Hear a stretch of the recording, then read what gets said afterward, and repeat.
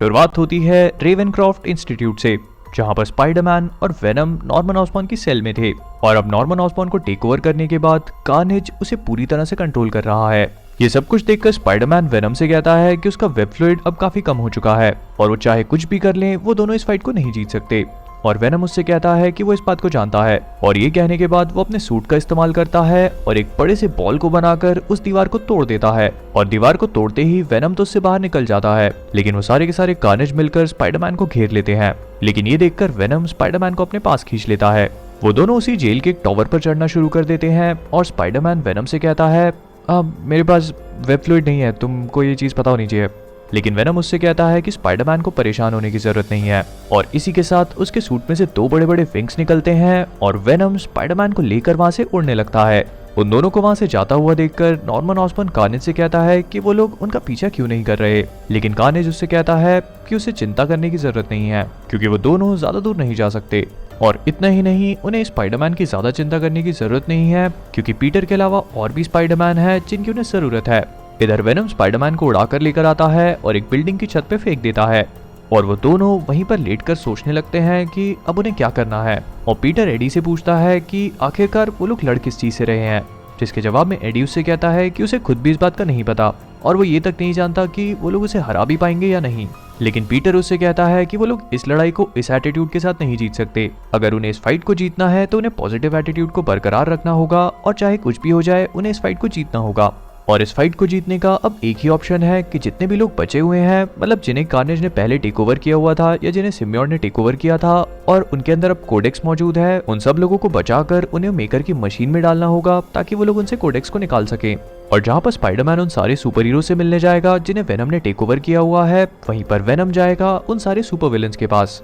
और उन दोनों की इस चीज को डिसाइड करने के बाद वेनम के फोन पर मेकर का कॉल आता है जो एडी को बताता है कि उसने एफबीआई की साइट को हैक कर लिया है और उसे ये पता चला है कि जितनी भी डेड बॉडीज को कार्नेज ने इकट्ठा किया था उनमें एनी की डेड बॉडी नहीं है।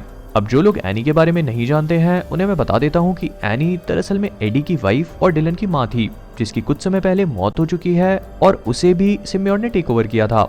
लेकिन मेकर एडी से ये कहता है कि उन सारी लाशों में एनी की डेड बॉडी नहीं थी और उसके हिसाब से ऐसा सिर्फ इसीलिए है क्योंकि एनी की डेड बॉडी में वो कोडेक्स मौजूद नहीं था। और इसका कारण ये हो सकता है कि डिलन के जन्म होते समय एनी ने अपने अंदर जितना भी कोडेक्स है वो डिलन को सौंप दिया और इसका मतलब ये है कि डिलन भी अब एक टारगेट है। और इधर न्यूयॉर्क सिटी से कुछ फीट नीचे कार्नेज अपनी एक बहुत बड़ी लेयर बना चुका है। उसने अपने सारे के सारे सिम्बियोट्स को वहां पर रखा हुआ है और नॉर्मन अब बन चुका है उसका राइट हैंड। लेकिन नॉर्मन की चिल्ला चोट से परेशान होकर कार्नेज उससे कहता है कि उसे चुप रहने की जरूरत है, वो एक बहुत इंपॉर्टेंट काम कर रहा है और नॉर्मन का डिस्टर्बेंस उसे बिल्कुल भी पसंद नहीं है। लेकिन अपने नाम को सुनकर नॉर्मन उससे पूछता है तुमने मुझे क्या कहा? और कार्नेज उठ के उसकी तरफ आता है और उससे कहता है कि उसने उसे नॉर्मन कहा। और एक बात उसे काफी क्लियरली समझ लेनी चाहिए कि यहाँ पर सिर्फ एक ही कार्नेज है। और ये कहकर वो नॉर्मन के सिम्बियोट को उसकी शक्ल से अलग करता है और उसे जमीन पे फेंक देता है। लेकिन नॉर्मन ऑसबॉर्न उससे कहता है तुम्हें ये बात पता होनी चाहिए कि एक दिन हम दोनों के बीच में भी लड़ाई होने वाली है और उन कोडेक्स के टुकड़ों को इकट्ठा करने के लिए हम में से किसी को मरना होगा। लेकिन कार्नेज उससे कहता है कि नॉर्मन की बात पूरी तरह से सही है और कार्नेज अपने काम में लगा भी हुआ है क्योंकि उसने अपने सारे सिम्बियोट्स को इस पूरी दुनिया में जितने भी कोडेक्सेस हैं उन्हें इकट्ठा करने के लिए ऑलरेडी भेज दिया। और वहां से थोड़ी ही दूर हम सभी लोग देखते हैं कि माइल्स मोरालेस और स्कॉर्पियन मिलकर उन्हीं सारे सिम्बियोट्स का मुकाबला कर रहे हैं।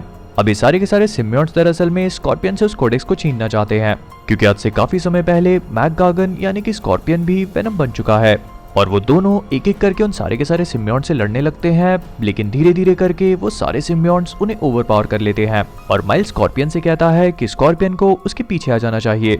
लेकिन स्कॉर्पियन उससे कहता है कि वैसा बिल्कुल भी नहीं कर सकता क्योंकि उसे माइल्स पर भरोसा नहीं है और दूसरी चीज ये कि वो सारे के सारे सिम्बियोट्स माइल्स के पीछे नहीं बल्कि स्कॉर्पियन के पीछे हैं। और इसी के साथ वो सारे के सारे सिम्बियोट्स मिलकर माइल्स को भी पकड़ लेते हैं। लेकिन इस चीज को देखते ही मैक गागन यानी कि स्कॉर्पियन वहां से भाग निकलता है। माइल्स उससे कहता है कि उसे स्कॉर्पियन की मदद की जरूरत है, लेकिन स्कॉर्पियन उससे कहता है कि वो ऐसा बिल्कुल भी नहीं कर सकता क्योंकि वो एक स्पाइडरमैन नहीं है। लेकिन थोड़ी आगे पहुंचते ही वो देखता है कि वेनम उसके सामने खड़ा है और वो स्कॉर्पियन को कॉलर से पकड़कर उससे कहता है हम लोग आगे भी बात करेंगे, लेकिन अभी जाके उस लड़के को बचाओ। और ये कहने के बाद वो स्कॉर्पियन को उठाता है और उन सारे के सारे सिम्बियोट्स के बीच में फेंक देता है। लेकिन स्कॉर्पियन के वहां पर गिरते ही वो ये देखता है कि उसके सामने नॉर्मन ऑसबॉर्न है जो एक ही झटके में उसे पकड़ लेता है और उससे कहता है, तो वेनम्स एक साथ, आज मेरा बर्थडे है क्या? और इसी के साथ वो स्कॉर्पियन को अपने टेंटिकल से उठाता है और उसकी पीठ में एक टेंटिकल घुसा देता है। लेकिन इससे पहले कि नॉर्मन उस कोडेक्स को स्कॉर्पियन से बाहर निकाल पाता, माइल्स उसके पीछे से आकर उसे इतनी जोर से पंच मारता है कि उसकी गर्दन उसके सिम्बियोट से अलग ही हो जाती है। लेकिन ये देखकर नॉर्मन को बिल्कुल भी खुशी नहीं होती और वेनम जाकर स्कॉर्पियन को उठाने लगता है, लेकिन स्कॉर्पियन उससे कहता है कि वो अपने लेग्स को फील नहीं कर सकता। लेकिन फिर भी वेनम जैसे तैसे करके स्कॉर्पियन को अपने कंधों पे उठा लेता है और तब स्कॉर्पियन उससे कहता है, वेट, वो लड़का कहाँ पे है? और वो दोनों पलट के देखते हैं कि माइल्स को भी नॉर्मन ने अपने टेंटिकल्स में जकड़ लिया था और कुछ ही देर में वो भी उन्हीं में से एक बनने वाला है।